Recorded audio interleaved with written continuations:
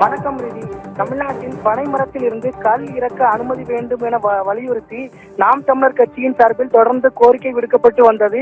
மேலும் கல் ஒரு போதைப் பொருள் அல்ல, கல்லை மரங்களில் இருந்து இறக்கி விற்பனை செய்ய பிற மாநிலங்களில் அனுமதி வழங்கப்பட்டுள்ளது. இந்த நிலையில் தமிழகத்தில் கல்லுக்கான தடையானது தொடர்ந்து நீட்டிக்கப்பட்டு உள்ளது. இதனை கருத்தில் கொண்டு மதுபானங்களை தமிழ்நாடு அரசே டாஸ்மாக் நிறுவனம் மூலம் விற்பனை செய்யும் நிலையில் பனைமரத்தில் உற்பத்தியாகும் கல்லை மட்டும் இறக்க விற்க தடை விதிப்பதா என இந்த சமீப காலமாக நாம் தமிழர் கட்சி வலியுறுத்தி வந்தது.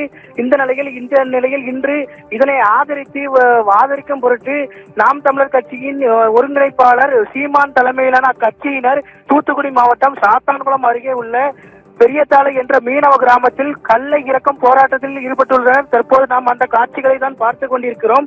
அதில் அந்த ரஷ்யாவில் வேட்கோ போல் தமிழரின் தேசிய பானம் கல் என அழைக்கப்பட்டுள்ளது என்பதை வலியுறுத்தி தற்போது இந்த போராட்டமானது முன்னெடுக்கப்பட்டுள்ளது.